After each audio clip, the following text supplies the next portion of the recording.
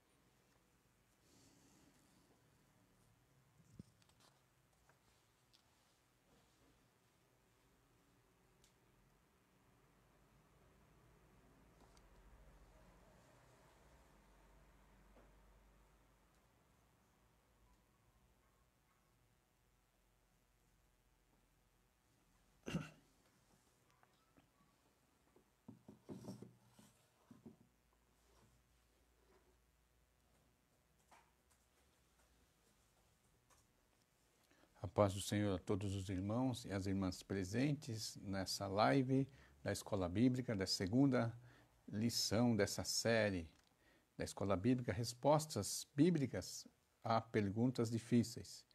Nós estamos falando sobre o estudo da apologética cristã.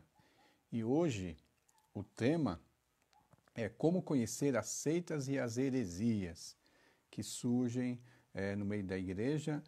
Nós temos que conhecer isso para poder defender a fé. Como diz, apologética é defesa da fé. Tá certo?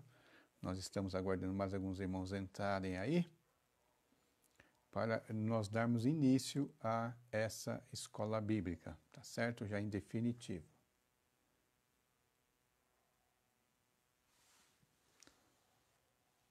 Tem o Osias conosco.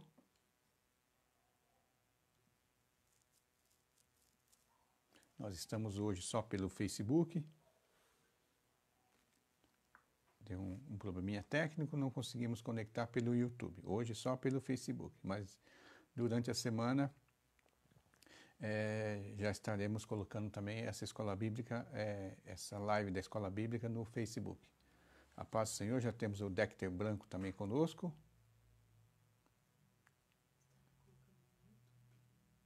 Estaremos colocando no YouTube, né? E não no Facebook.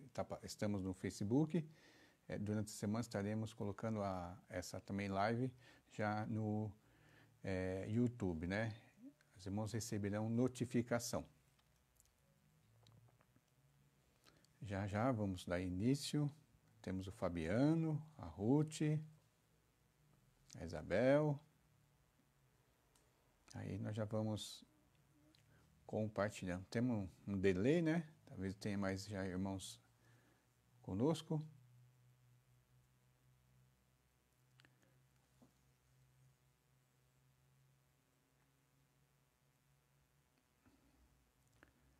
Vamos lá então. Vamos estar dando início então à escola bíblica, hoje falando sobre como conhecer as seitas e as heresias, né? Como conhecer, é uma questão, como é que eu posso conhecer? É uma pergunta. Então o objetivo dessa lição hoje, né, do nosso estudo de hoje, é mostrar ao estudante, à luz das escrituras, né, nós estamos baseados nas escrituras, o que são seitas e heresias e como podemos identificá-las para que, de posse desse conhecimento, nós saibamos defender a fé com seriedade e urgência, né? Quando nós enquanto não soubermos defender a fé, nós vamos deixar que heresias penetrem a igreja, corrompem nossos irmãos e muitas vezes até nós mesmos, né? Se nós não sabermos como discerni-las, tá? O texto básico é aquele lá de 2 João, segunda carta do apóstolo João, capítulo 1, verso 19, que diz assim: é bem oportuno que é seita.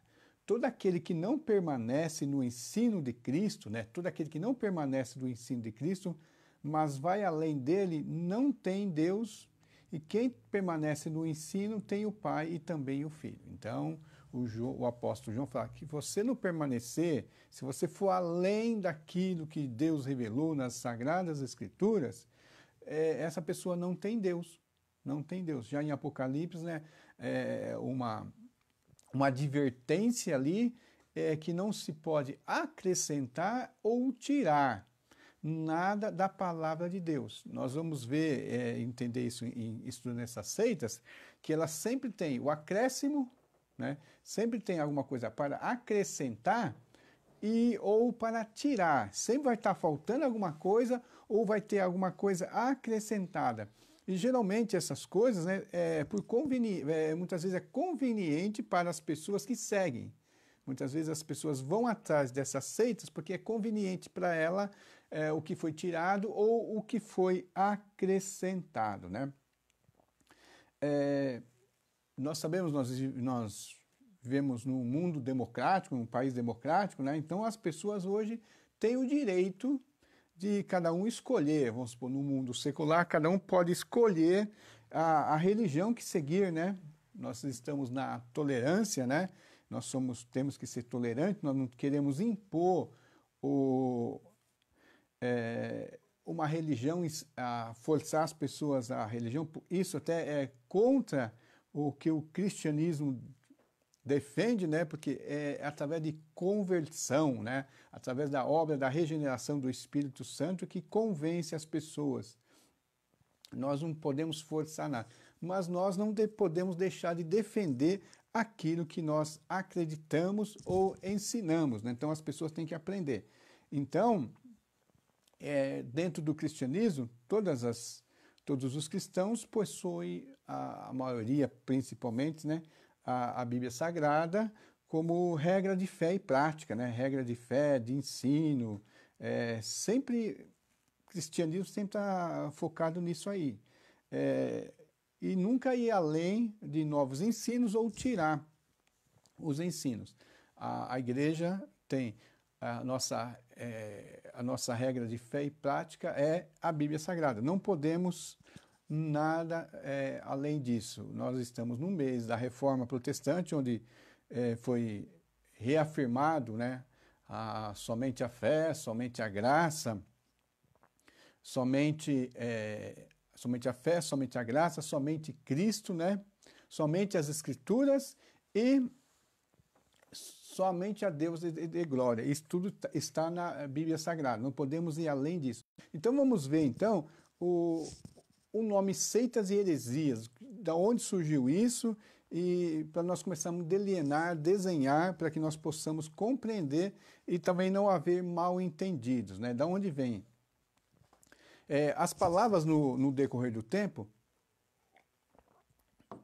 elas se modificam, mas nós devemos entender essas questões das palavras para ver no seu sentido neutro, no seu sentido, né, de neutralidade, nem positivo nem negativo, mas os seus demais sentidos, né? Os pejorativos, os termos negativos. Então, a palavra heresia, né? A heresia que vem de uma palavra grega, que quer dizer partido, facção, escolha, opinião, há aqueles grupos que se juntam, né? Porque tem o quê? Tem uma ideia comum, tem um pensamento comum. Então, é daí que vem no original grego a palavra heresia, né? Que quer dizer partido, ficção. Ao ser traduzido para o latim, né? Do latim, aí vem a palavra secta, né? Que vem de sectário, né? Sectário, onde hoje também tem a palavra seita. Então, quando você fala assim, facção, você está falando que é uma parte. Até o termo que se usa muito hoje, aí as pessoas muitas vezes usam e como... a pessoa é fascista, porque a palavra fascista quer dizer uma facção. É um grupo, né? Que onde também hoje nós temos, na questão da heresia, do grego, né? E depois, quer dizer partido. Um partido político é um grupo que se reúne em volta de uma ideia comum. Um partido, nesse sentido. Então, aí nós temos o sentido neutro da palavra na questão de sectário, né, de seita. No judaísmo bíblico, já existia as seitas ali, dentro do judaísmo, quando nós entramos no Novo Testamento, começamos a estudar já Mateus, Marcos, Lucas e João, nós já vemos pelo menos ali umas 3 ou 4 seitas. Podemos ver os fariseus, os saduceus, os essênios e os zelotes. Eram 3 partidos religiosos, 3 grupos assim. Não é com esse negócio como hoje as pessoas são CNPJ, organização. Não, mas eram grupos que se reuniam em torno de ideias comuns, que cada um advogava, cada um tinha a sua opinião. E nós vemos que lá no Novo Testamento, nós vamos ver que os fariseus, quando eles surgiram, eles não eram tão assim legalistas como acabou se tornando na época de Cristo, mas eles eram pessoas que surgiram para defender as Escrituras. Por isso que a maioria dos escribas acabavam sendo fariseus, né? Mas nós tínhamos o outro partido, que eram os saduceus, que eles tinham algumas diferenças. Eles não eram tão nacionalistas e, segundo as Escrituras Sagradas também, eles não acreditavam nem na ressurreição e nem em anjos, né? Não acreditavam nem em anjos nem na ressurreição. Tinha os essênios, que era uma espiritualidade mais do deserto, e tinham os zelotes, que eram os radicais, né? Os que queria realmente libertar Israel. Então, esses grupos aí, nós vamos ver várias vezes citado no Novo Testamento. E quando surge o cristianismo, ele é considerado também como uma seita judaica, um partido dentro da religião judaica. Depois ele se expande, adiciona os gentios, sai para todo mundo, mas no início as pessoas entendiam os cristãos como mais uma seita judaica. É que você pode consultar na sua Bíblia, aqui da primeira pergunta, Atos 5:17, Atos 15:5, Atos 24:5, 1 Coríntios 11:19, que tudo fala de divisões, né? de gostos, né? E de grupos de partidarismo que surgia dentro da igreja. E 2 Pedro 2:1 também, que entraria tanto a parte neutra como a parte pejorativa. Essa parte pejorativa já que as Escrituras trabalhando principalmente em Atos e depois lá nas cartas de Paulo, na questão daquelas divisões, né? Que as divisões carnais dentro da própria igreja. Aquelas divisões em grupos, né? Eu sou de Pedro, eu sou de Paulo, né? Eu sou do irmão, eu gosto disso, né? Eu estou contra tal irmão, então você também está contra, fica a meu favor. Então, esse é o termo pejorativo. O termo neutro, aquele das divisões dentro de uma religião maior, que era o judaísmo. As pessoas tinham opiniões que eram, podemos dizer, em alguns momentos pequenas, né? Mas em outros momentos maiores. Mas era o termo neutro, como hoje. As igrejas, elas têm as suas diferenças, mas não pode ter uma diferença que é a essência da fé, onde a essência da fé seja transgredida. Então, nós temos que, primeiro nós falamos sobre o significado de seita e heresia, que é partição, partido, sectário, pessoas se unem em termos de um objetivo comum, de um grupo comum. O termo pejorativo, que já divisões carnais dentro da igreja, né, as brigas, as facções religiosas, né, e nós vamos partir então para o que caracteriza uma seita. E nós temos que partir daquele princípio lá, que nas questões menores, como estava falando, tem algumas coisas, questões, eu vou usar gravata, o outro não vai usar gravata, eu vou colocar uma bateria, não vou colocar uma bateria, e outras coisas assim, que não são centrais à fé cristã. Nessas coisas, nessas liberdades individuais, que Paulo fala assim, todas as coisas me são lícitas, né?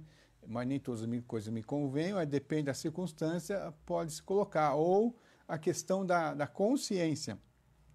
Mas e algumas coisas que modificam a essência da fé, o fundamento da fé, como Jesus Cristo, o único caminho da salvação, ou como as 5, né, verdades bíblicas que a Reforma defendia, que é somente a fé em Jesus Cristo, somente as Escrituras, que é a nossa regra de fé e prática, somente a graça de Deus que nos pode levar a Ele, somente Cristo tem que ser o centro de toda a nossa religião e não outro, e somente glória a Deus. Tá? E isso são coisas essenciais. Tá? Então nós vamos ver como é que essas seitas elas destoam dessas questões, né? Dessas questões teológicas. E aí o autor da lição, usando um método de pesquisa, nós podemos usar até as operações matemáticas, né? Que podemos nos ajudar a oferecer uma maneira de identificar o surgimento das seitas no que elas se desviam da verdade. Como eu falei, a nossa igreja ela tem como regra de fé e prática as Escrituras Sagradas. Nada além disso e nada menos que isso, tá? Então, uma seita, a primeira coisa que ela vai fazer uma adição, a operação da adição. Então, um grupo sectário, né, grupos herético, ela começa a deixar o quê? A Bíblia Sagrada não é mais só a sua única fonte de autoridade. Ela não leva apenas as Escrituras como base do seu entendimento. Aí nós temos algumas seitas, já vou estar respondendo algumas outras questões aqui, os irmãos já vão até percebendo, e até, eu não vou falar nome, mas você pode até ir identificando algumas seitas, né? Quando surgiu a reforma, né, eles falaram somente as Escrituras. Por quê? A igreja da época, ela tinha as Escrituras mais a tradição. O conjunto de fé, de regra e prática que ordenava-se aos fiéis não era só as Escrituras Sagradas. A base, o fundamento doutrinário que eles tinham não era só as Escrituras Sagradas, mas era o quê? As Escrituras mais a tradição. Então, algumas vezes nós, sem querer, algumas igrejas até razoavelmente saudáveis, às vezes caem nisso. Não é a Bíblia Sagrada só, é tradição. E eles acham que estão seguindo a Bíblia Sagrada, enquanto estão seguindo uma tradição dentro da instituição. Porque isso há muito tempo vem sendo feito dessa maneira e ninguém vai confirmar abertamente se está nas Escrituras. Como eu falei, tem igreja, né? Igreja que da Idade Média e até hoje falava assim, as Escrituras mais a tradição e os concílios que decide a fé. Então, adiciona, né? Outros ainda vão pegando profetas, pessoas especiais que podem dar suporte para a sua fé. O outro grupo, né? Um outro ponto, né? Além da operação, que é da adição, né? Da adição, a outra operação é a subtração, a segunda. Uns acrescenta, outros tira. Então, grupos que subtraem das Escrituras Sagradas algumas coisas importantes, tipo tirar Jesus como Deus. Tem igrejas que não acreditam Jesus como Deus. Jesus é um Deus, não o Deus. Jesus não faz parte da Trindade Santa, né? Jesus é um ser criado, ou Jesus é um profeta, ou tiram parte da revelação para se encaixar na sua conveniência. Então, se você não afirmar que Jesus é Deus, você está subtraindo algo das Escrituras Sagradas, né? Porque a Bíblia fala que no princípio era o Verbo era Deus, o Verbo estava com Deus, e sem ele nada do que se foi feito se fez.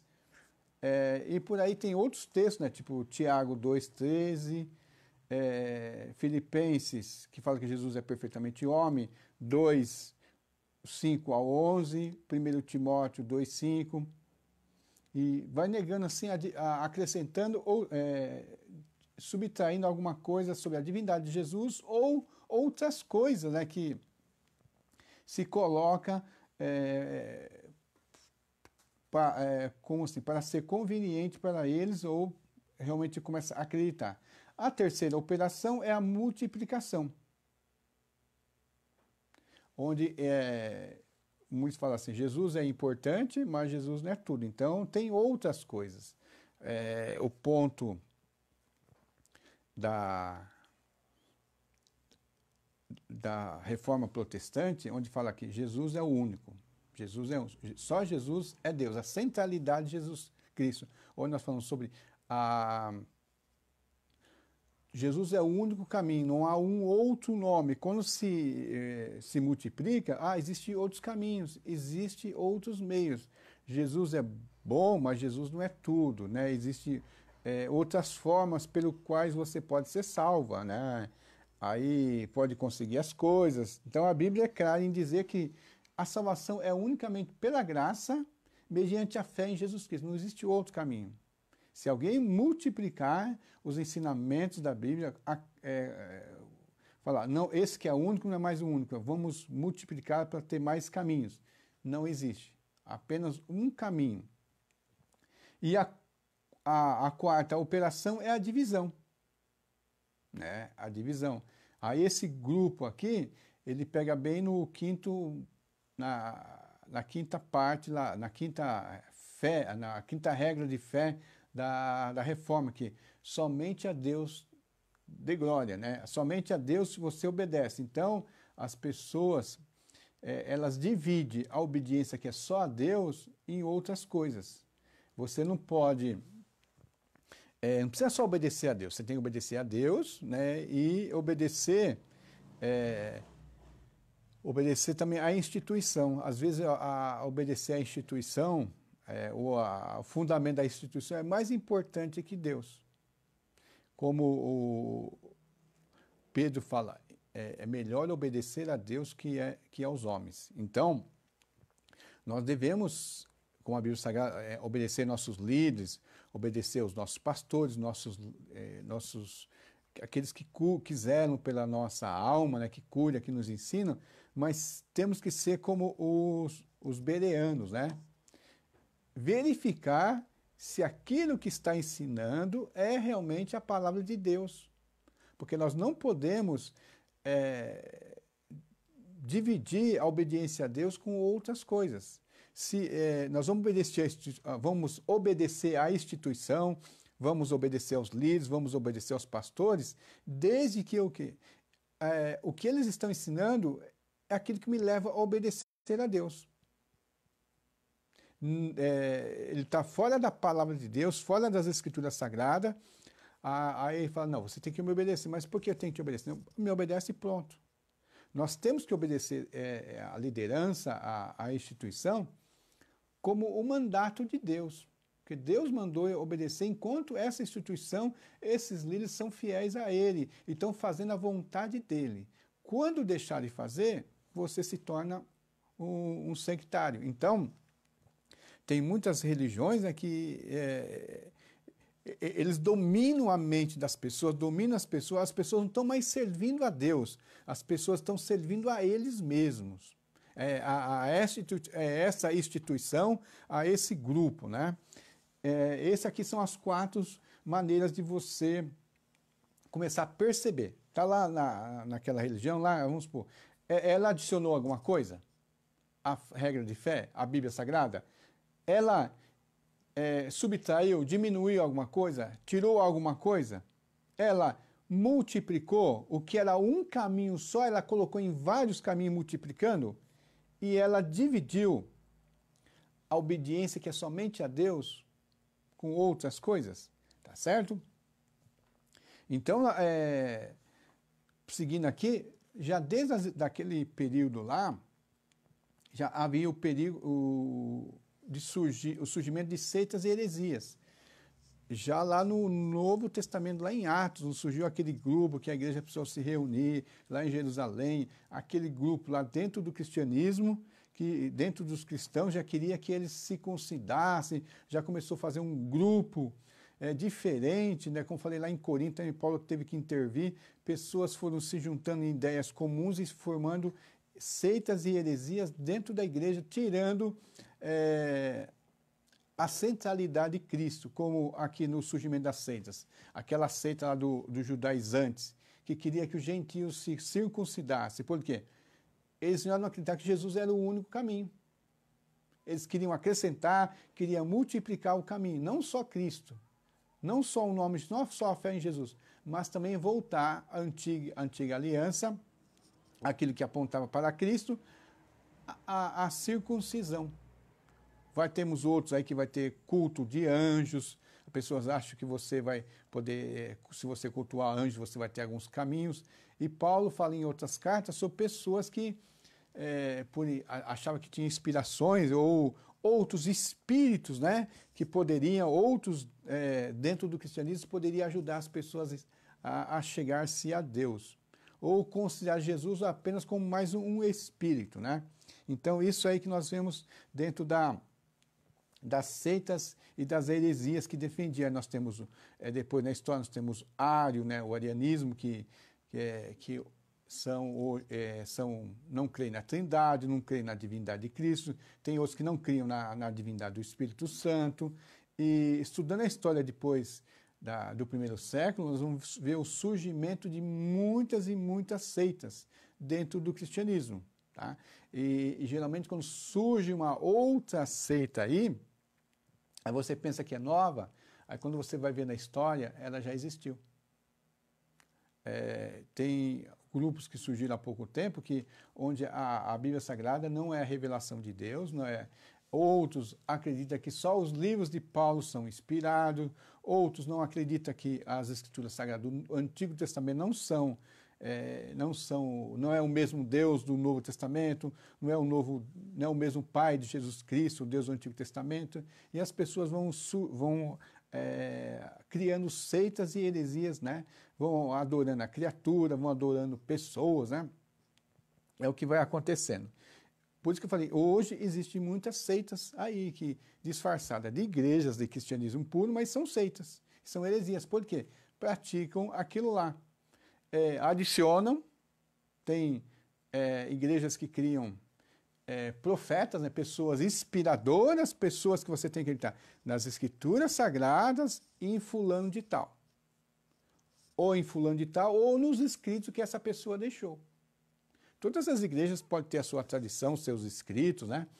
Mas vão estudar aqueles escritos, mas só se aqueles textos lá forem de acordo com as Escrituras. Então, até os textos antigos de livros, Escrituras, todos eles são julgados pelas Escrituras Sagradas, e não as Escrituras Sagradas interpretadas por aquele texto. Mas tem igrejas que sim, né, que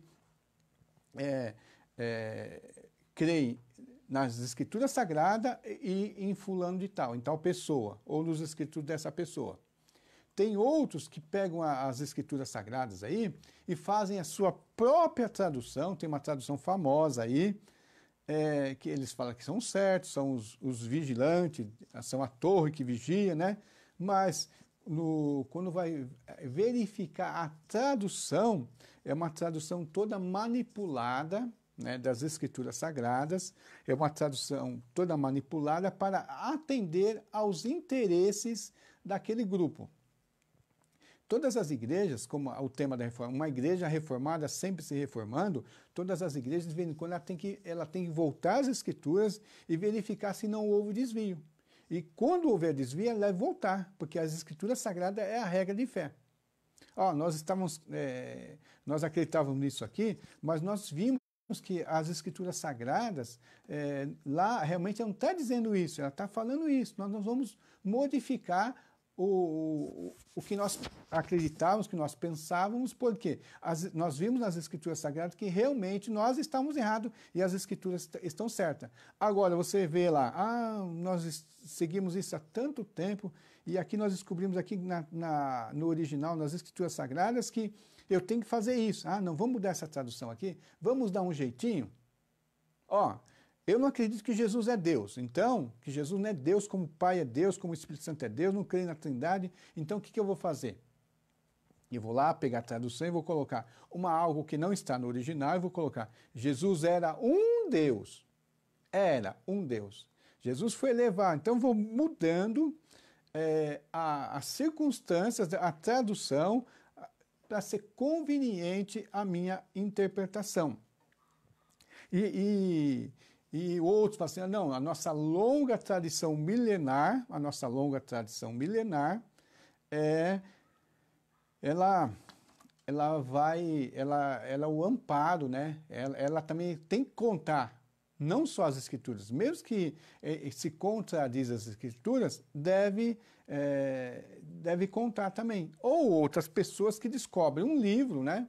Um livro aí que vai não só pessoa, mas às vezes livro. Esse livro aqui é um livro inspirado, que nós achamos, então eu sigo esse livro e sigo esse. Né? E para os cristãos, aqueles que seguem a Cristo, só existe um livro sagrado, que é a Bíblia Sagrada, que é os textos do Antigo Testamento e os textos do Novo Testamento. Os textos lá, seria a Bíblia judaica, que é todos os livros de Moisés, os profetas, os livros de sabedoria, profetas maiores, profetas menores, os livros históricos, de Gênesis a Zacarias, Abacuque, Samuel e até Malaquias, de Gênesis a Malaquias. E depois de Mateus a Apocalipse. Os 39 livros da Bíblia Sagrada. Agora, se eu pegar um outro livro e colocar que outro livro também serve, eu estou sendo uma seita. Já dei uma dica para vocês entenderem a seita. Então, agora uma dica bem prática para nós aqui, para nós defender a fé cristã. Nós temos que ter seriedade, tá certo? Nós temos que ser sério, né? Então, defender a fé é algo errado? Antiquado, que contradiz o alerta de Jesus Cristo para não julgarmos, né? Para começar, o pessoal deturpa hoje a mania, não pode me julgar. Todo mundo tem liberdade de escolher a sua religião. Mas eu tenho que ter a liberdade também de mostrar onde você está errado. Se você vai mudar ou não vou fazer você mudar. Eu vou só apenas mostrar onde você pode estar mudado. Então, o que eu tenho que fazer? Eu tenho que ter seriedade. Eu não posso querer defender o meu ponto de vista. Eu tenho que defender o ponto de vista das Escrituras Sagradas. Então, eu não posso ser duas caras. Então, tem que ter seriedade, né? Seriedade para defender a fé, para o meu bem e para o bem das outras pessoas. Então, nós temos que, Jesus mandou não julgar, que não julgássemos outros, mas nós temos que responder essa aí, a defender a verdade, levar a verdade. Jesus não falou para mim eu não julgar, se eu antes de julgar a minha pessoa. Eu não posso me colocar como um mestre, né, como o sábio e julgar segundo as minhas próprias características, mas eu devo, com seriedade, defender a fé. Primeiro eu tenho que conhecer. Seriedade eu tenho que conhecer. Eu não posso ser volúvel, eu não posso ser, assim, sem fundamento, né, superficial, para defender a fé. Eu tenho que ter seriedade, eu tenho que ser sério naquilo, eu tenho que ter rigor, eu tenho que ter critério, eu tenho que ter profundidade. E continuando dentro disso aí, para defender frente a seitas e heresias, eu tenho que ter dedicação. Aí vem a parte da profundidade. Eu não posso aprender só uns pequenos passos, né? Às vezes algumas pessoas ensinam isso aí. Até para levar o evangelho, evangelizar, então eu ensino alguns 4, 5 passos para você se aprofundar.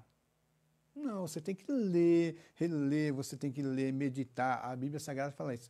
Na palavra de Deus nós temos que ler, meditar todos os dias. Nós temos que nos aprofundar, ter comunhão com Deus, buscar com seriedade, nos aprofundar. Quanto mais você ler as Escrituras, quanto mais você procurar compreender para você mesmo, você vai ter a dedicação de defender a verdade. Não adianta você querer aprender para defender a verdade se você não busca isso para você primeiramente. Aquela que Judas fala assim, batalhar insistentemente, né? Ele insistiu para que a pessoa batalhasse pela fé. O que você acredita? Você acredita nas Escrituras Sagradas? Você acredita em Jesus Cristo? Mas você está aprendendo? Né? Ou você está sendo superficial? Hoje, muitas pessoas são levadas por várias seitas e heresias ou até sincretismo religioso, sabe por quê? As pessoas não conhecem.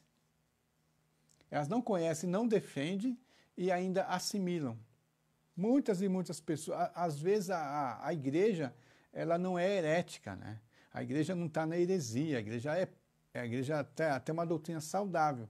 Mas as pessoas, ao praticarem e não conhecerem, elas acabam sendo volúveis, né? Sendo superficiais, elas não sabem no que creem, não sabem direito no que creem e acabam, pelo contato aí fora, né? A mídia, conhecido, palavras bonitas, elas acabam assimilando doutrinas heréticas. Elas têm uma confissão, porque conhece os pontos ali doutrinários, ela acaba tendo uma confissão bonita, boa, fiel, mas uma prática, né? Uma prática herética, porque ela não conhece. E essa prática herética vem muito por causa disso. Não tem profundidade, não sabe defender, e sem conhecer, sem ter profundidade, ela assimila essa heresia, né? Esse termo vai começando a adicionar ou tirar ou multiplicar ou subtrair a algo da doutrina fiel. Então, de novo aqui o desafio, o seu desafio apologético, né? Agora o desafio doutrinário apologético é você começar a orar por aquelas pessoas que você conhece e pertence a algum movimento sectário. Você vai estudar, você vai se aprofundar, vai conhecer, procurar saber no que ela está fora da fé cristã, mas na questão de julgar ali, voltando aqui ao que Jesus falou, você não vai ficar brigando com ela. Você vai apenas orar, interceder a Deus por ela, que o Espírito Santo trabalhe na mente dela, e na medida do possível, você sendo profundo, você vai mostrar, vai demonstrar as incoerências que ela possa ter sobre a fé. Então peça a Deus sabedoria, né? Peça a Deus sabedoria e busque. Né? Você pedir sabedoria a Deus e você deixar a Bíblia na estante fechada. Não é você pedir sabedoria a Deus e não orar com profundidade, não procurar conhecer, não procurar crescer, tá bom? Nós temos que lutar para que nós não sejamos presas, né? Lutar, orar dos falsos ensinos e também que as pessoas ao nosso redor também não sejam presas fáceis, né? Possam ser libertos desses falsos ensinos, tá bom, irmãos? Então a oração de hoje, no momento missionário aqui, orar pela igreja, pelos cristãos que sofrem lá no Iraque, né? Então nós vamos estar orando no culto, né? E também nas suas casas aí, nós vamos estar sempre orando por essa igreja, a igreja lá do Iraque, tá bom? Estamos encerrando então a escola bíblica, daqui a pouco nós nos vemos lá no culto presencial, ou quem vai estar lá, ou no culto online. Os irmãos talvez não vão estar me vendo, mas vão estar vendo o pastor pregar sobre um ponto importante da reforma protestante, que é somente as Escrituras, sem subtrair somente as Escrituras e a totalidade das Escrituras, sem subtrair, sem adicionar, sem multiplicar e sem dividir, tá bom? Nos vemos lá, tá? Todos fiquem com a graça de nosso Senhor Jesus Cristo. Amém.